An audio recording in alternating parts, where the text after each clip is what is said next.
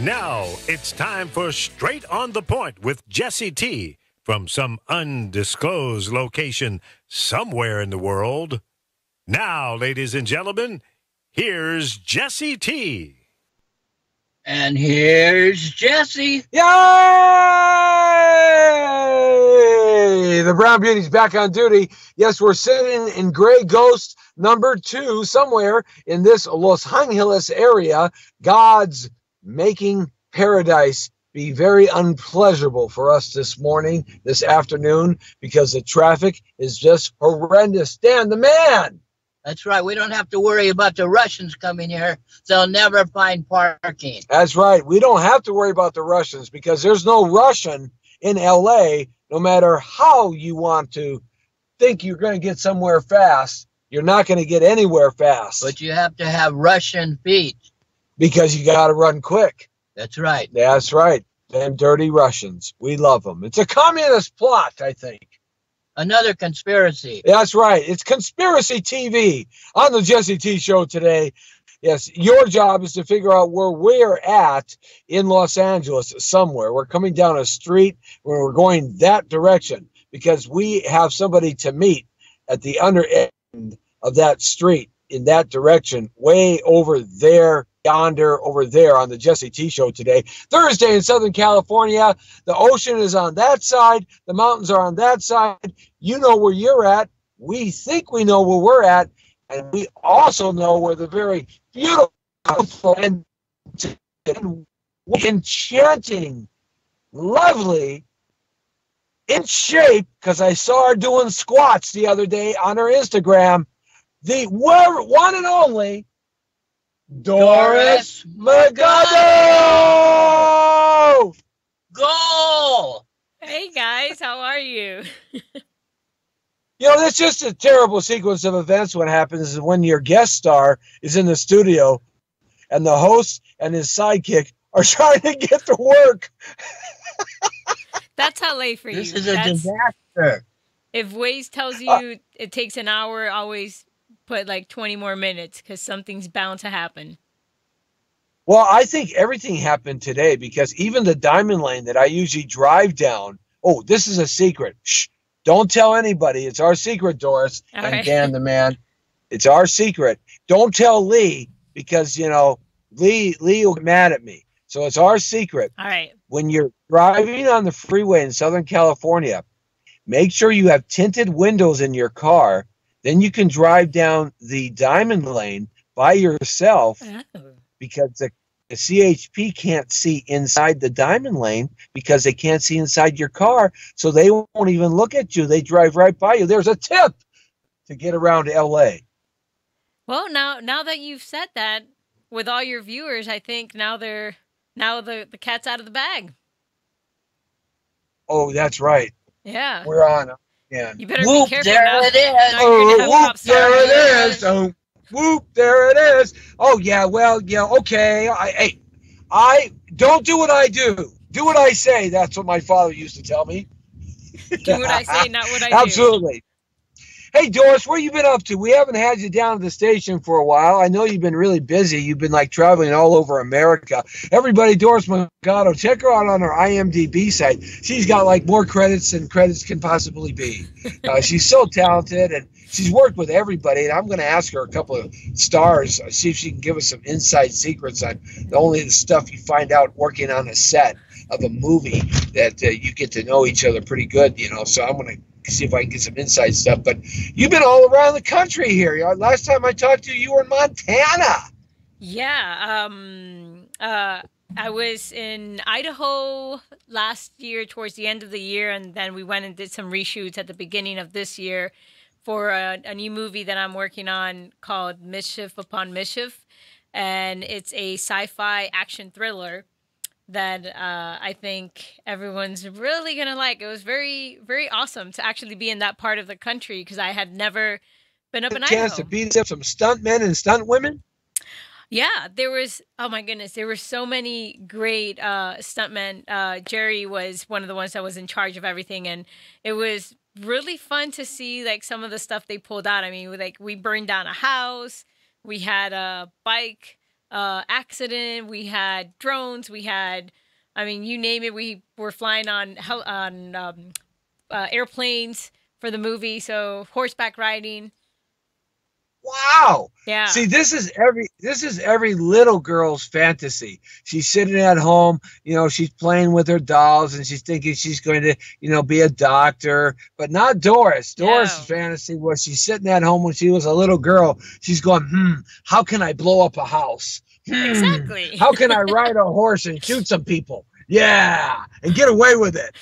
And now she's an action have a couple hero. of fights, and those are always fun.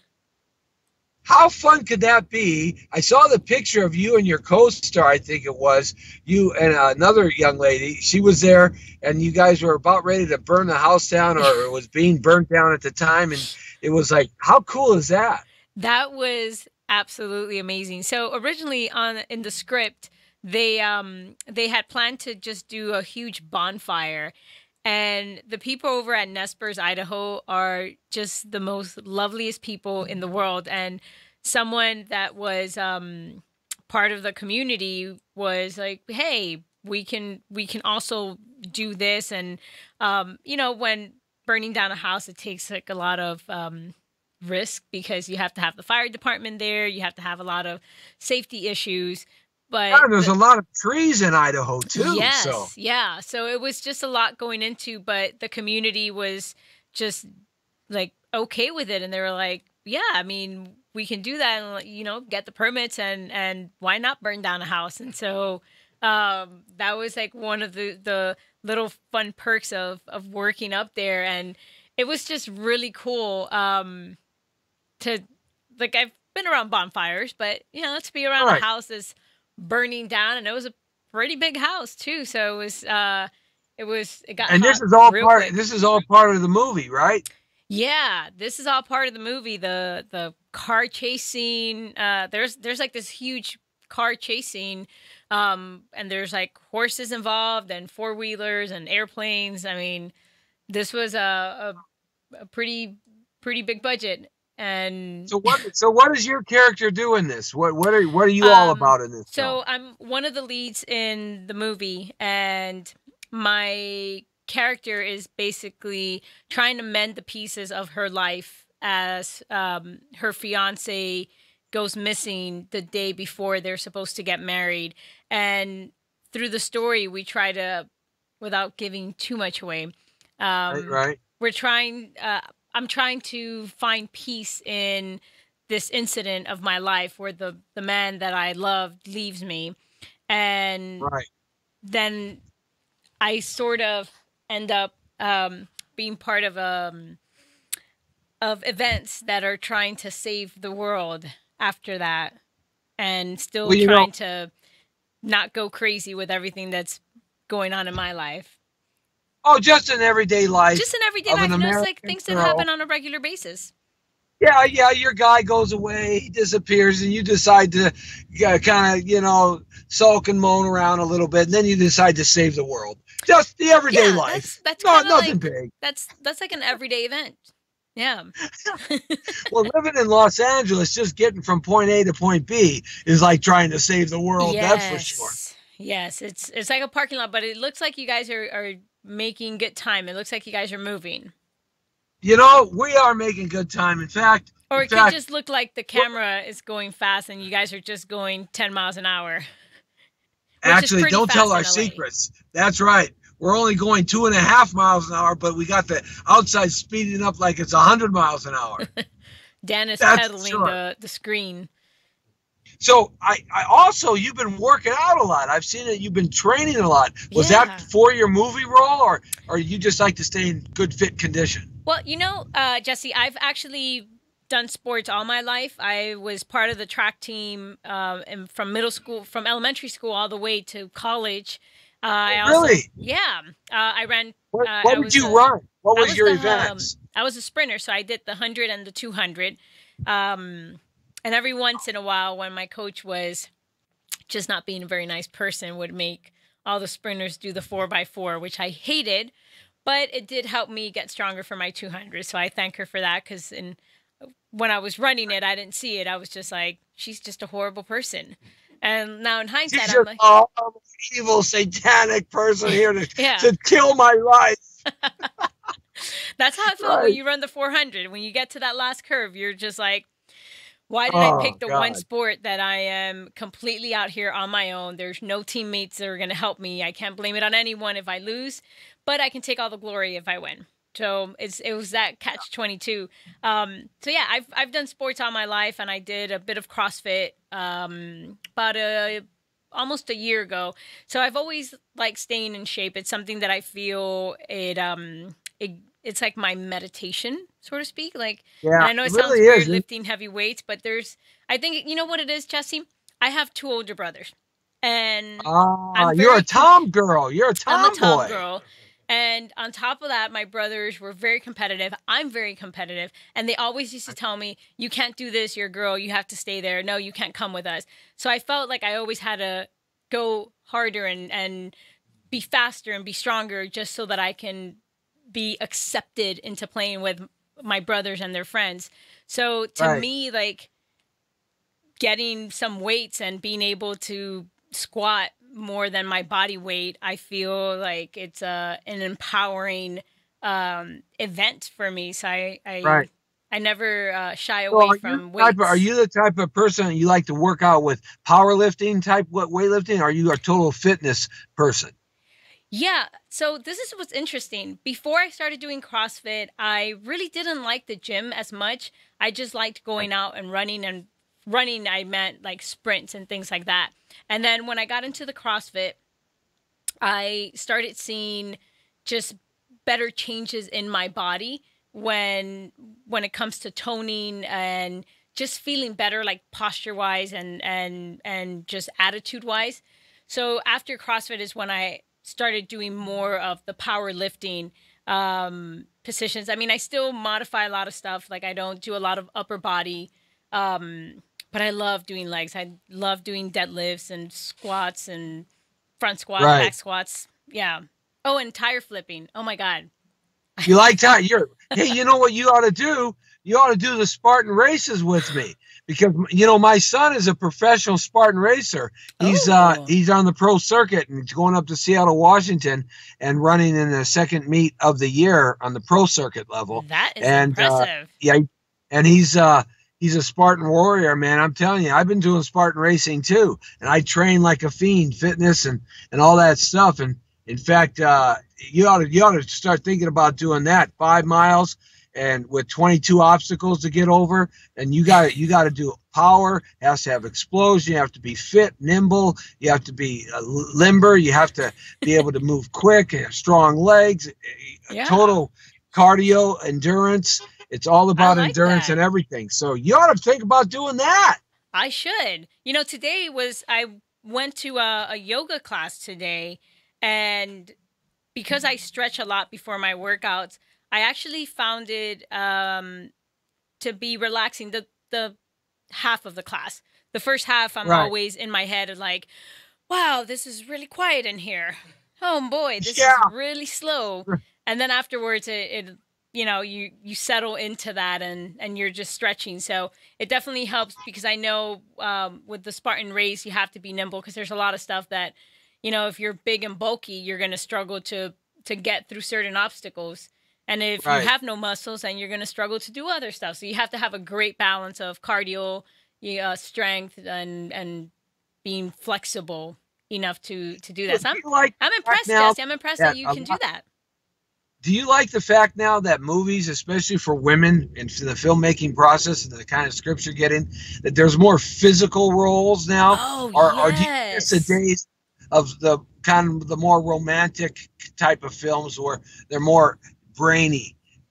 You know, I've always been a huge fan of action films, and that's actually like my dream role, is to have this character that is just like no holds barred. It's like Atomic Blonde, like that type of stuff. That was a bad movie. I love that movie. It was amazing. I just love that, because you know, man, the fight sequence on the staircase was and you know, that was all one sequence. Like, they shot it all in one take. I mean, that was just brilliant. And I think that type of stuff is so so inspiring to other women to know that like they can do that, because women are strong. I mean, it's people always go to like, oh, the guy to be the hero, but women can do that too. Women are in the army. Women are police officers and firefighters. Like what we might have,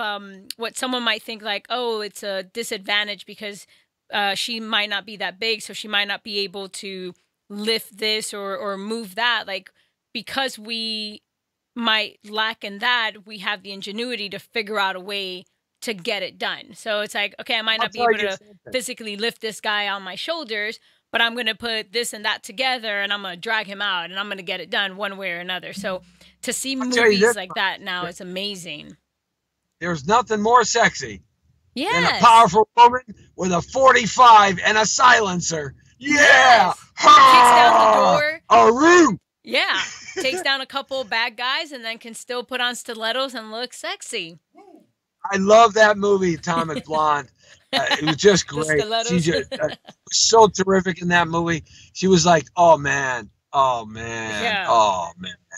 Yeah, and, you see these movies, and I think what's also important is now Hollywood is starting to accept more tone-defined women, whereas before they would get these women that just looked very unhealthy in their weight, and it would give an unrealistic viewpoint to young girls watching it. It's like, oh, in order for me to look beautiful and be able to do that type of role, I have to weigh 95 pounds soaking wet.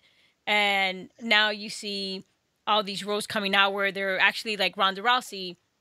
They're getting like actual MMA fighters to come in and play certain roles. And then we're allowed to see women of all shapes and sizes still be able to look beautiful and be able to play strong roles and everything in between. Well, you know, I'll tell you, Ronda Rousey debuted at WWE at WrestleMania, and she did great, Ronda. And she got to use Roddy Piper's leather jacket because he said that she could be called Ronda Rousey. He kind of gave that to her before he passed away. Yeah. And it was so cool to see, and in that respect. But MMA fighting women, I mean, I got to tell you, that's a brutal sport. You know, I mean, I've trained my whole life in combat arts and fighting, boxing, wrestling, Wing Chun, sharp edge blade, firearm. No one the whole with 9 yards. What's that? I said, no one's going to mess with you. Well, that's not the point. The point is, though, when you're in the ring with these MMA guys and gals, they're disciplined in 5 disciplines, and they're in such good cardio shape, and the amount of abuse and damage that their body takes, it's remarkable. The amount of pain and damage these men and women take, and they just keep going. And for women, it's just unbelievable when you see some of these world champions in MMA that are the females. They are just so friggin' tough. Oh yeah. I sometimes laugh about it because I'm like thinking, man, because when you see them outside of the ring, they look so like fragile and just like tiny. And I'm sure like some guy can like walk up to them and be like, oh, there's my next victim. Like, look how she looks. And it's like, buddy, you picked the wrong one. You're going to pay a dear price. You know, I do MMA fights round by round and also boxing fights. And when you see some of the ladies champions from the UFC and Bellator and stuff, it is remarkable. They're just like you would imagine, just like you explained, just normal people. But you know, when you see them in the ring or they're training, it's like, man, these gals, their bodies are weapons. These gals, they can take the pain and the punish, because that's the real key. You know, it's not can you dish it out. It's that can you take it, get knocked down, and are willing to get back up again. Yeah, that's the tough part, like getting hit so hard that you get knocked down, and then you're like, all right, I'm going to get back up and try to not have that happen again. Yeah, absolutely. Mentally, I think that's where it's at. It's all that mental game, because if you your body's only going to take as much as your mind feels that it can. Like once you give up in your mind, then that's it. You're pretty much done for. Beauty has changed over the years, though, especially in the last 10 to 15 years. Mm-hmm. And I think beauty, in terms of people's perception of what is a beautiful woman or a beautiful man, a handsome man, I think that is changing again here in the last 4 or 5 years. Yeah. Yeah. I agree with you. And I think we're starting to see a lot more acceptance in the different body types and body shapes, which I love, because you're never, no matter how much exercise you do and how much time you put into your body, there's days where you're just gonna look different than another day for whatever the reason. So it's interesting how society is starting to look at fit women as sexy. Like I said, I've done sports all my life. So I remember growing up, that was like the female athletes in school were the outcasts, because, we were dressed like for basketball, we were dressed with the big shorts and stuff like that. So being able to have them see us now as sexy, to be toned and have muscle definition, it's definitely good, and it's empowering and inspirational to other young girls. Oh, you That's guys right. here. Round is a shape. Round is a shape. Round is a shape. That's right, Dan the man. Round is a shape. That's right. And we do go round and round and round. And my goodness, we're going to surprise you now, because we are passing the king as we enter. Oh, look at that. Got M&Ms. The Twilight The Zone. Twilight Zone. There she is. Yay! Oh, there's my favorite friend in the whole wide world. Yay! I'll turn that off. Pull up a chair, Danny, man. Somewhere. Okay. Hey, we got here. What do I do with this? Well, you do that for me. You look terrific in your summer dress. It is spring and summer, isn't it? Yeah. Even though today I woke up like very. Am I on? No. Oh, you got to take the blue up. Thank you. Okay. I gotta police him the minute I come in here. Oh, you come in with chaos. He's still trying to figure out how to close. Here, you want me to shut it? Oh, okay. Thank you. I am getting some feedback, though, somewhere. He's just wanting to turn off your Yes, phone. He can only take one side of me. He can't take two sides of me. That's the thing. Absolutely. So you know what I'm going to do here? I'm going to turn it back on and go someplace else with it. How have you been? Great. Thank you for being so patient with Dan the Man and I. We kind of got a late start today. We should give Dan the Man a mic. Where's he over there? Get One thing at a time. Oh, okay. Gym shoes. Oh. See, it's like my dad here, right? He could be my dad. He's a mentor. Gee, I didn't know you were my dad. Oh. The worst nightmare. He's a mentor and he's a tormentor. Oh. And you're the Terminator? Yes. Yes? And Doris is the what? She's a doll. Yeah. She's You got your dropped haircut. She's drop dead It looks gorgeous. great. Chopped it off. Why? Is it for a role, or is it's just No. you just got tired of the long hair getting in your face? I've had long hair all my life. It was like Yeah. down my I back. know, right. And I wanted to change, and so Yeah. I cut it, and literally like a week after that, I got that role for Criminal Minds. So it was just interesting, because then I did the movie in Idaho, and they've all been with my short hair. Nice. But thank you. It's taken a while to get used to. Like, there's times where I'm like, I love having short hair, and then other times I look at my pictures with long hair, and I'm like, It's easy to I take need to care let of. it grow. Yes, it's a lot easier. I just wash it and go out of the house. Wash and wear. Oh, good to see you. So Dan you the see, Man. what happens is when I get when I get on the air, everybody wants to call me. Oh, see? Yeah, They wait. They do, huh? I don't know how. You want to do it for me? Thank you. He's going to show you. There's a button on the Yes. side. Yeah. See, if it wasn't for him, I would be a lost soul to the world. You'd just be wandering around the streets. Mindlessly. He doesn't understand that I'm going to be with him for the rest of his life. I keep telling him that. And have a root canal with no anesthesia. So this last movie you did, but you've been busy though. Even before that, you've been doing some stuff, and you're doing some stuff now. Yeah, since the last time I saw you, which is about almost a year ago. Yeah, can you believe that? I did Chicago Med, so I was up in Chicago for 2 weeks. That's my hometown. Oh, is it? Yeah, my daughter's playing up there for the Chicago Red Stars, NWSL. Nice. She's a professional athlete, a goalkeeper. Oh, that is awesome. So she's playing up there in Chicago. Were you up there in the snow when it was snowing hard? So this is the interesting thing. I went in January, and a week before I got there, it was -10. Oh! When I got there, it was 28, and then the 2 weeks that I was there, it went up to 40s. Oh, it got hot. So it was hilarious because the place that they had me staying in, it was the river, so it was frozen. And were you downtown Chicago? Yeah. So you were right by the river, right? Yeah. Yeah. By the time What color left, was it? I'm just curious. What color was the river? Was it bluish greenish. green? Okay. Because I remember that river being so polluted. It was brown. The lake was beautiful. Yeah. I was like a few blocks from the lake, and I was like, oh my God, this is just breathtaking. It wasn't frozen? Wasn't frozen? But, well, when I left, there was people kayaking. Oh, okay. It wasn't frozen.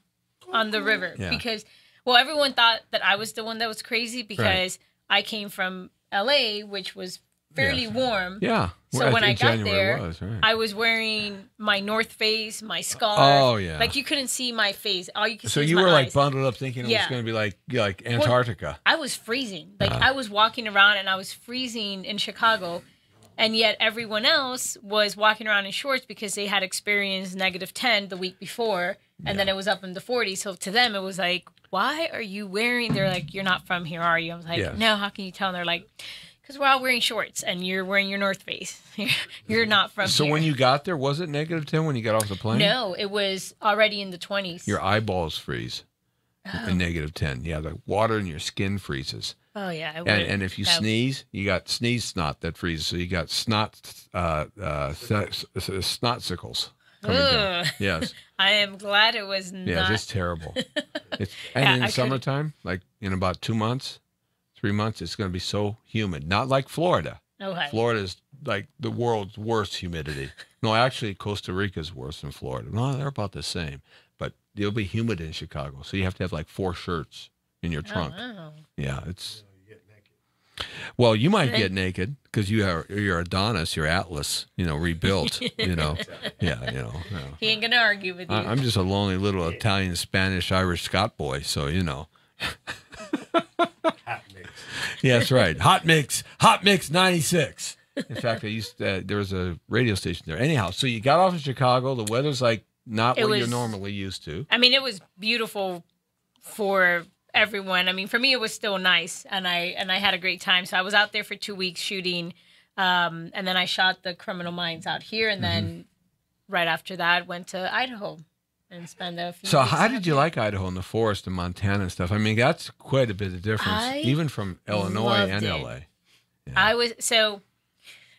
I had never been there.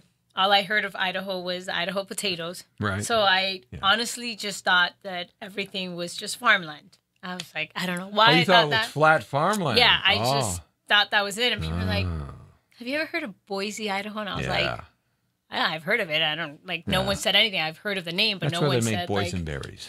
Yes. No. Boise, Idaho. Or all the guys are really Boise. Boise. They're busy Boise guys. He's like, no. Okay.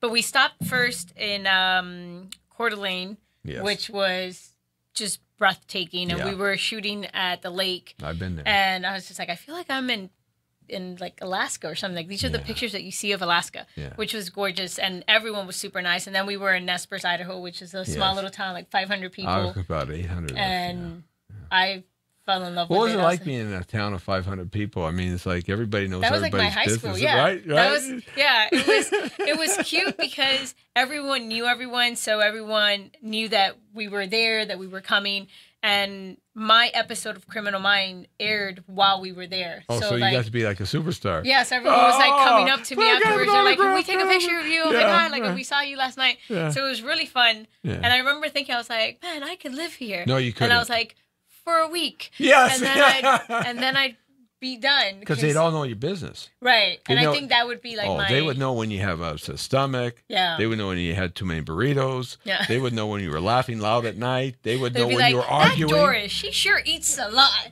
They would know that. They would know all the type of food you eat. They would know everything about you, and you would know everything about them. And so, Yeah.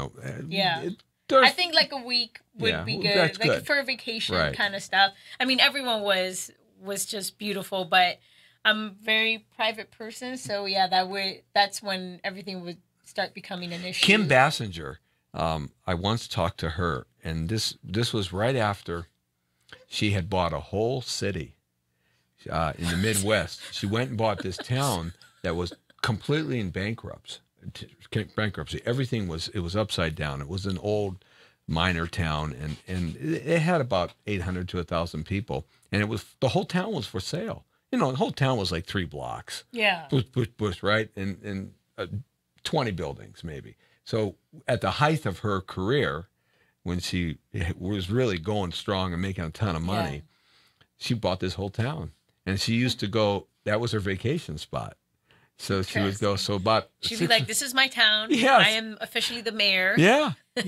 She would go there and hang out and just be a country person in the middle of the Midwest somewhere, a whole city. I will say that'd be cool, that is like very relaxing, just to be out. Like we went, one of the places that we shot at was a farm, and we actually got on some racers and we went out into like the farm and got to see like the mountains and just being out there in that remote area and just like being able to take in the scenery, because I like outdoor stuff as long as it's safe. Oh, there's Doris. She's climbing a pine tree again. There she is. Like outdoors, and it's like we're in the middle of the woods, and it's like you have to be quiet because at any moment, like a wolf or a panther might come out. Forget about that. Like that, I'm not doing. What about Bigfoot? Sasquatch? Oh my goodness! Yeah. So a whole bunch of people kept telling me stories about Sasquatch and Bigfoot. Apparently, that's where they country. live. Yeah. That's like they got baby Sasquatch and mommy Sasquatch and pissed off dad Sasquatch because he's got to go to work every night, right? Just being Sasquatch and laying footprints everywhere and running across highways. I heard we were at a couple bars shooting, and some of the locals were there. They were extras, and yeah, they had some stories about Bigfoot. Do you believe in Bigfoot? I can't say that I do, but I can't say that it's like, oh, it definitely doesn't exist. But I've never given it much thought as to whether or not. I mean, I figured like we would have maybe found bones at some point. But this is a big country. I mean, a big it's world, big up so there. it's You don't like, realize how many trees there are. Yeah, some, Yeah. it'd be interesting if there was one. Although the sad thing would be then they would probably go extinct because then people will start hunting them to like start. Oh no, they're multi-dimensional creatures. Oh, they shift change into different dimensions. Yeah, you got to understand Sasquatch, man. I totally am a Sasquatch dude. They change like into other animals, like a wolf. They go in between dimensions.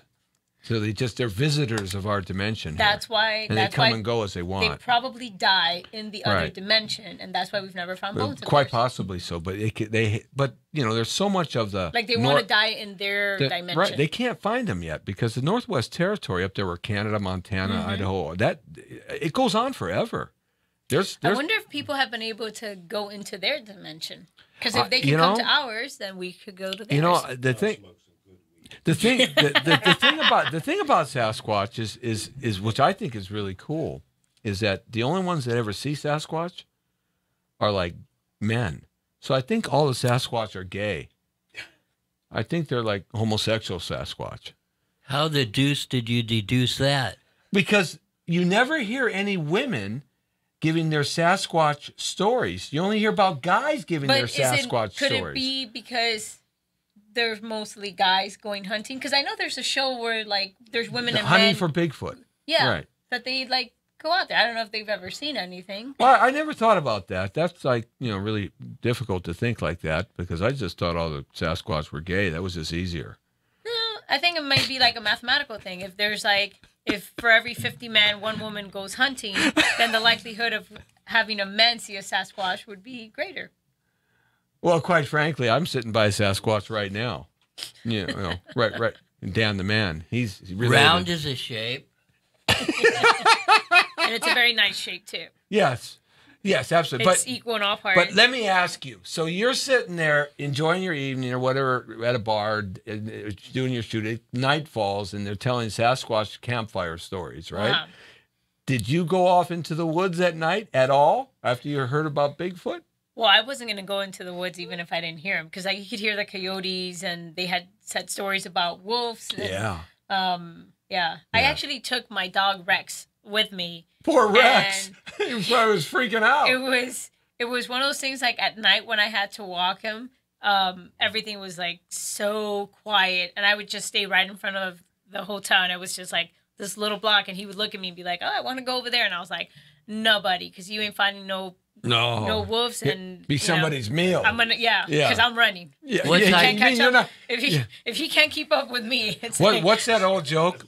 What's that old joke when you go camping out there with your friends, right? you don't have to be the fastest. No, you just keep can't your be the boots on. slowest. Right. You keep your boots on and you get rid of their boots. So when the big grizzly bear comes, they don't have any boots and you do. So you're in front, right? That's what you do. Absolutely. What type dog was that? No, don't go camping. He's with like me. a little poodle he Shih would've- Tzu A mix. street dog with fleas? Did you say Shih Tzu? Yeah. Oh, he's think I crossed not the even line. a morsel. He's just like a tidbit late at night at Yeah. 2:00 in the morning when you open the refrigerator. I know Oh, you do poor it, right? thing. That would be That's so like, horrible. I'll have an ear. Like, poor baby. You know what's interesting? In college, there was this class that we had to take. It was called the Ecology of South Florida. And we actually had to go into the different ecology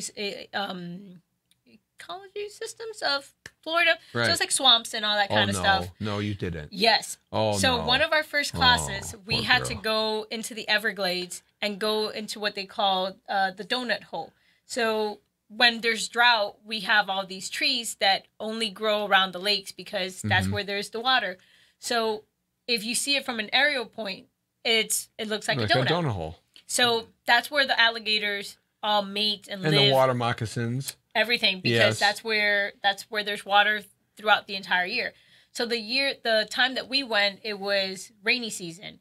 So as soon as we start going into the trail, the water's already up to our waist, and we're not even. We're like still half a mile from that area. Did So- you have an iron suit around you? Because No, but this is what I did. So it was like about 20 of us, Yeah. and we did have to sign a waiver. It's like if we die, lose a limb, we Right. can't hold the Right. No, university yeah. responsible. Yeah.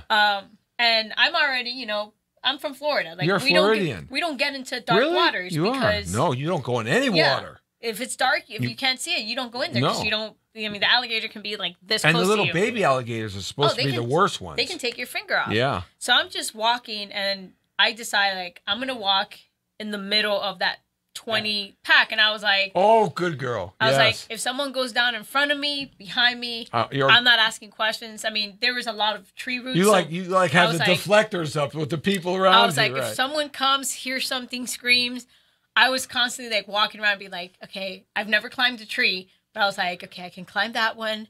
And then I'd wait until I get far enough from it. I was like, okay, I can't turn around. That would be too far. Let me find the next one that I'm going to climb. Okay, Right. that one's going to be my next climb. And I just like watch the tree and watch people. And I was like, all right, no one fell. Next Yeah. tree. It was so scary, but it was that mentality. I was Yeah. like, I don't need to be the fastest. I What can't is be it the with slowest. those palmetto bugs? I mean, they're like this big, Oh, and God, they live please in the don't top even of palm mention trees, them. and at Ugh. night they're like. Stop. I hate those Big things. giant palmetto bugs. They're like giant flying They're cockroaches. flying roaches. That's what they are. They're big giant things. Oh and they're my like, God. And they're noisy, and they mate in palm trees, and or people's attics. Okay. Right. So I was in Florida this past winter, and I decided my mom and I are going to go take a girls' night out, and we Yeah. go to dinner. Now, I'm a Floridian. Yes. I do not deal with roaches. Like, I Right. can't, especially flying roaches. Right. Like, this was not an act. What I No. was doing, like, it literally, like, I start itching, and I'm like, Like you're doing right now? yes, Okay. just talking about it. Excuse me, is there a palmetto bug on your shoulder or is your hair just growing? Thank Or are you. you happy to see me? So we're at dinner in this like super nice restaurant in South Beach, and I kid you not, I see a roach walking, and I'm just like, Oh, Lord. okay, there's a roach. Then all of a sudden, hell breaks loose, and there's like 20 of them. Right. Just start flying. There was Yes. a palm tree, and they just go crazy. People are screaming. Everyone's getting up. I am losing it. I literally like got up, and I'm like So running. it was like an Alfred Hitchcock movie in The Birds, except it Yes. was palmetto bugs. It was. Ugh. See, the thing about those, first of all, they're disgusting. But the other bad thing is that they're so small Oh, that no. if they get in your shirt or Oh, something, yeah. you won't know until like At you night when they see wake it. up and go, "Rah!" It's that noise they make that drives you insane. It's See, that's why I never could have done that Fear Factor. Yeah. Oh no, eating all those things that Joe Rogan made everybody eat. The hissing cockroach. I was like, yeah, like, I know. I can't even look at a roach, and then you want me to grab one that hisses and put it in my mouth. I was like, I'm sorry. It's like, Yeah. yeah. Well, For the Criminal Minds, I had to have a snake wrapped around me, and that was like one of the things that they kept asking. Right. through Are you the okay with audition the process? snake? Like, are you okay with the snake? And Were then you I had okay to, with this thing? Yeah. Yeah, I was same. okay with it, and I had to grab a mouse. What part of Florida are you from? South? Miami Beach. Not Miami Beach, but Miami, Hialeah. Oh, you're a Hialeah, city it's like- girl, really. Yeah. You're not a country Floridian. No. No, you're on the East Coast Hialeah. rather than the Gulf. Yeah. Yeah, you're down there. So yeah, you weren't a swamp person. She was- no. So No. yeah, have you ever seen any swamp people, real life swamp people in Florida growing up there? I mean, like they portray on the reality show swamp people. I can't say that Real I did. swamp people. That's right down here. Louisiana, right Louisiana. up there in those. That's a swamp. beautiful city. I've shot out there Yeah. 3 times, Yeah, and it's a beautiful Yeah. state. I Louisiana. love going through like the French Quarters. Yeah. Oh my goodness, so much. I like history stuff. So You do. yeah. So being able to walk through places and trying to reimagine like what life was at that time. So Ponce de Leon lands in the South Keys of Florida, right? Because he is really looking for the Fountain of Youth. That's what his big thing. Like the Spanish conquistadors were looking for El Dorado, the city of gold. That's why they came across Mexico. And every tribe and indigenous people they conquered, they were always wanted to know where El Dorado was, the city of the famed El Dorado. Yeah. So Ponce de Leon wanted to know where this bubbling brook of youth was. So when he landed there, the true story is that he landed there with his whole friggin' legion, in fact, he had like 10 to 12 ships and oxen and wagons and all that big giant armor they had and the swords and all that. And then he burned all his ships so that the guys wouldn't go away. They wouldn't get back because they would just split. Right. So he goes and he traipses off into the Floridian swamplands. Now it's not like Florida is today because it's all Florida. reclaimed. Yeah. And back in the It's all water. 13th century, it was all swamp. Yeah. All of it, all of South Florida was. And so he goes back in there he has like 5,000 men. He lands on the beach there and he burns all the ships. I mean, now you know your captain or commander is committed. You know, when he You're like, burns, wait, I want to go home, and the ship is burning, Oh, right? It's burning. That's what they used and to it took do. them like how many months to get No, here? they went through the whole trying to find the Fountain of Youth. Well, 5 years later, he and just a couple of his guys come walking out in Georgia, in the beaches in Georgia. They come walking out, and a tribe of Indians or indigenous people saw him, and he then began to tell the story and how they communicated. And the story is that all the oxen, all the wagons, all the armor, all of the men, everybody died because of the alligators and water moccasins and drowning and mosquitoes and malaria and palmetto bugs and everything. But so that's the true story of Ponce de Leon. So, you know, anybody that lives in Florida, you got to be some hardy people because the humidity is awful and it's just It's not that bad. It's horrible. What are you talking about? I mean, no, He's a Californian. you all walk right. off that plane, you get hit with that humidity. You go, no, I'm going back to Southern I California. will say this. My friend, she lived out here before I moved out here, and she would always tell me about, there's no humidity. And because I never experienced no humidity, I couldn't Right. grasp the concept of like, what do you mean it's hot, but it's not humid? Like, I don't get it. Mm-hmm. When I lived here for a year, I went back to Miami and literally I got off the plane and I was like, how did I ever wear skinny jeans when I lived in Miami? I was like, this is why we were always basically naked, like short shorts. Is that why you short were on skirts? Yeah. Because you're just constantly drenched in sweat. So Yeah, like, South Beach. You just especially want loose everybody's clothes, running linen. naked at Yeah. South Beach. I know. Yeah. Yeah, I know. But now I know why. Before it was Yes. just like, oh, we just like flaunting our body. It was like, no, No. it is just god awful humid. It's and, humid. and we're just gonna be drenched in sweat. So you just wear, yeah, that thong. What school did you go to down there? College. Hialeah High. Oh, college FIU, Florida International Get University. away from here. My daughter had a full scholarship at FIU. Really? Yeah. Yeah. I think my daughter's 27. Are you in and around that Mm-hmm. age? Oh, then you probably were there in 2007. Okay. Were you in around 2007? No, by 2007 I had already left. Okay, so she was being recruited by FIU. They were building that new football stadium Yeah. and then a soccer stadium, and she was going to be their lead goalkeeper. And then we went to Florida State and University of Miami. They wanted to see her too. She was a superstar goalkeeper. Anyhow, so Daddy and her went on all these trips. Me, Dad, and we did our whole thing. They did the whole thing for us, and then we spent a couple of more days there. And we went to South Beach because I wanted to show her South Beach because, everybody wants Yeah. to see South Beach, right? It's beautiful, I warm waters. You know, like, is that blue. diner still there right on the corner of the southern end of South Beach when it makes a right-hand turn and comes in? That diner right on the corner? I don't know if it's still there.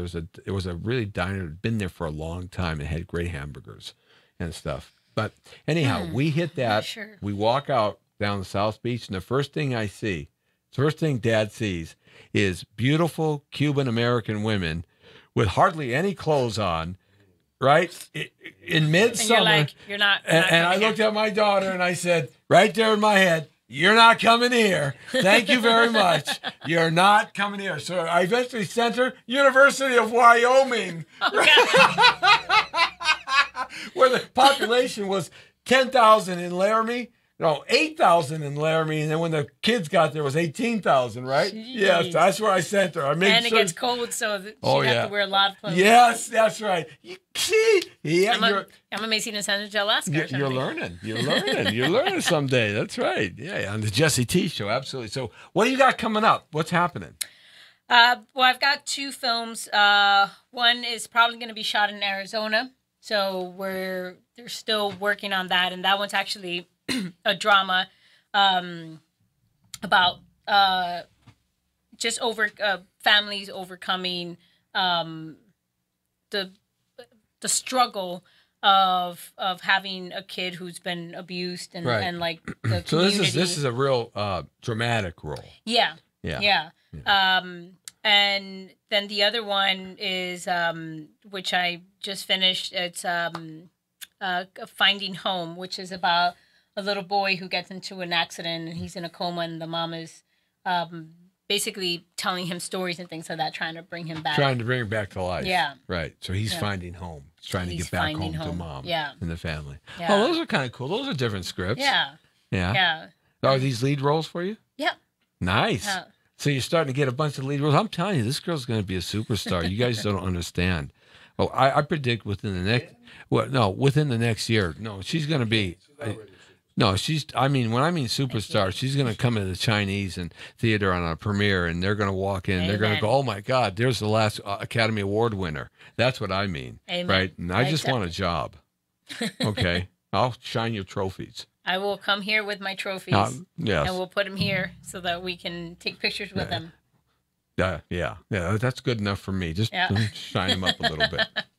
Lee's like, I'm going to hold you to that. You're going to shine them. Jesse's like, it's my show. It's That's like, right. Nope. No, Stand there. shine the trophy. That's right.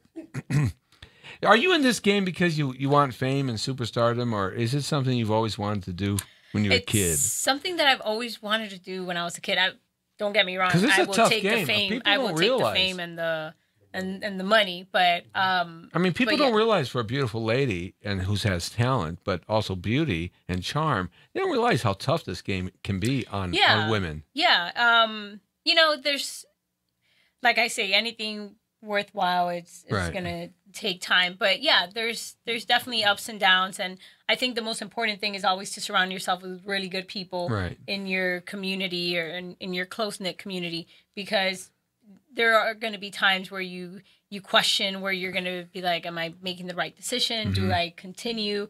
And to be able to have that circle of people that never let you quit on yourself or Right. on your dream, when, you know, because every now and then you'll have like that little bug in your ear be like, Yeah, it happens. I Yeah. saw that picture with you and Dwayne Johnson, The Rock. I saw that picture that you posted a while back. yeah. You know, he's so huge, man. He's the size of a Oh. door. You know, Yeah, I mean, you saw how much yeah, taller right. he He's was, like twice your and height he was almost. like leaning over. Yeah, What was it like working with him? Any funny stories you can tell us it about was you and really and The really Rock, good. Dwayne? So it's funny because I grew up watching WWE? WWE, and my brothers Yeah. would always do all the moves on me. Yeah. So I always loved The doing like the eyebrow, Rock, right. The eyebrow, yeah. the eyebrow stuff. And like- the tongue. Ah, right. So it was- millions and millions of yeah. right. So it was fun because, you know, you always hear that he's a great guy and he's Right. nice, but you know, you never know until you're Never like know until actually you meet him. on set with Right. them, and when they're having, you know, The lack of issues. sleep and Right. and you know, The production is real running- person comes out. Exactly, like when that, and he was such a doll. He was so Yeah. amazing and so nice. And in between takes, we got to talk because I think his ex-wife is Cuban or like half Cuban. Right. And That's so, his first wife. Yeah, his first from wife. a long time ago. Yeah. Yeah. So we Because the lady he's been with now, he's been with her for some time now. yes, yeah. Yeah. So we talked about like Yeah. Cuban food and Right. and just, you know, Yeah. just normal talk that people are like, oh, like when you meet someone, like, are you going to say this? And I was like, no, you just have a conversation with them, because I think they appreciate it more to talk to them as a He's person. really a huge man, too. You don't realize how big that kind of person is when Yeah. they're that big. Yeah. I mean, Until he's you're like there almost and you're 300 like- pounds like, and there's not much fat on him. Yeah. You know, he's just tremendous. And it's kind of an oddity, you know, it's like a gentle giant. Yeah. Yeah. Yes. Yeah. It's So- a big teddy bear. He's yeah. like super nice and welcoming. And makes, What are some of the famous stars that you've worked with? I got to work also in Louisiana, Two Guns. So I got to work with Edward James Olmos, Denzel, and Mark Jesse, Wahlberg. oh yeah, Almost is great. Yeah. Yeah. Really nice. You know the story about Almost, and when he was doing, I believe it was the movie that he played the gang member, the Los Angeles gang member, America.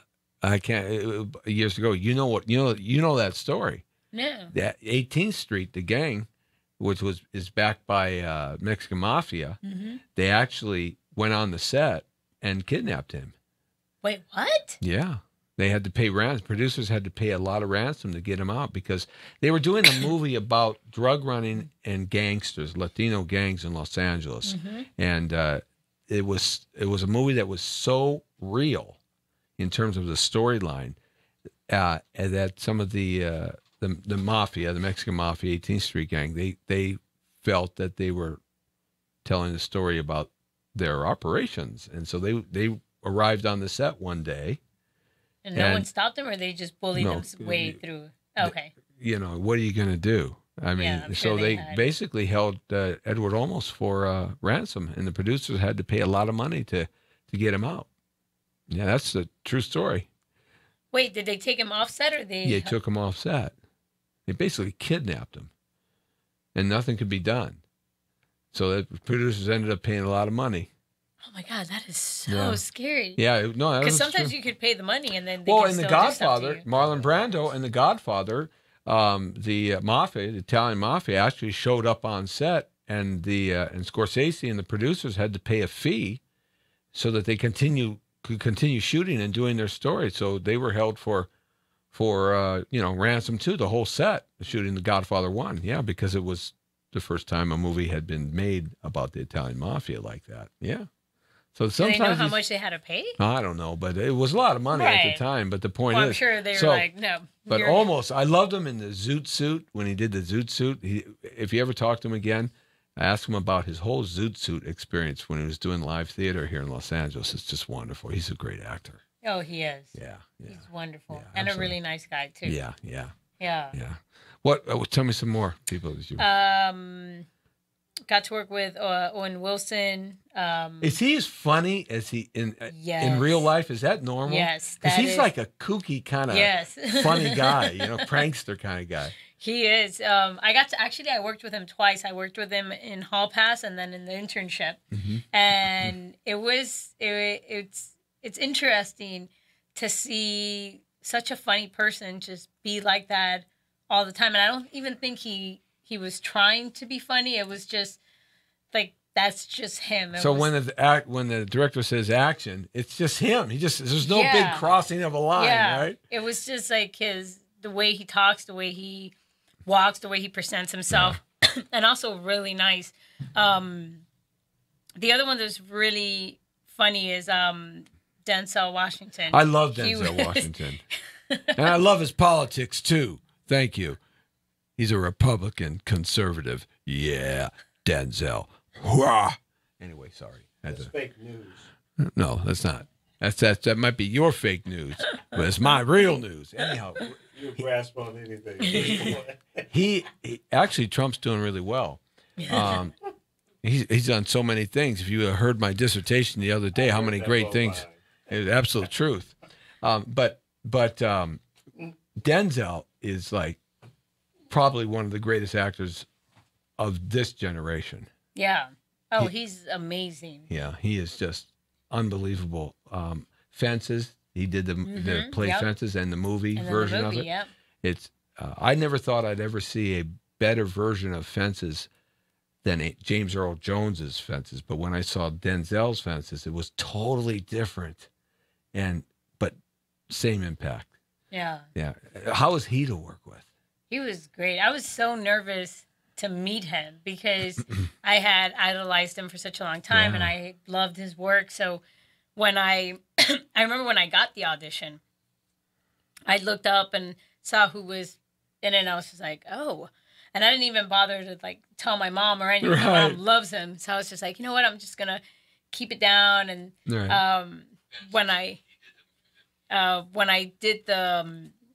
booked the job, then I called my mom and I told her. And I remember the night before, I was just like, okay, just, be cool. Yeah, don't go on the it's just like, it's Denzel, just be cool. Did you read with him? Or was he, or you read with the casting director and stuff? No, it was with the casting director. Right. And my scenes were with Edward James Olmos, which was cool because I got to go in the car ride to set. So we got to talk a little bit and introduce myself. So it kind of made me feel a little bit more confident. I was like, okay, the first time I met Edward James Olmos, it wasn't on set. It was in the car ride.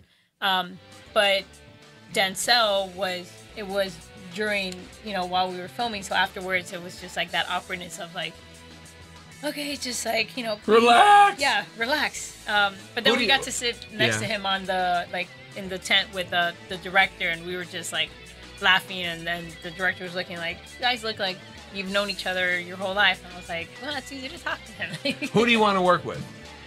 Next one is Will Smith. Will Smith. All right, Will Smith.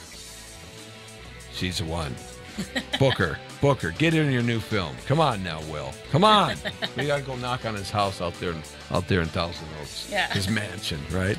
Absolutely. All right, hey, the Jesse T Show. Doris Magato on here with us, and she's quite the charming person and patience beyond belief, because Dan the Man and I were trying to get here, and she was already here. Now, where do you see a guest come in before the host? Only on the Jesse T Show. That's right, and it's good to have you with us next week, Monday through Friday, 5 to 6. We got a great show lined up. Doris, thank you. Thank you for having me. Second time, another year, you're going to have an Emmy, a Tony, and an Academy. Oscar. Yes. Perfect. Love it. The Brown Beauty's off duty. See ya!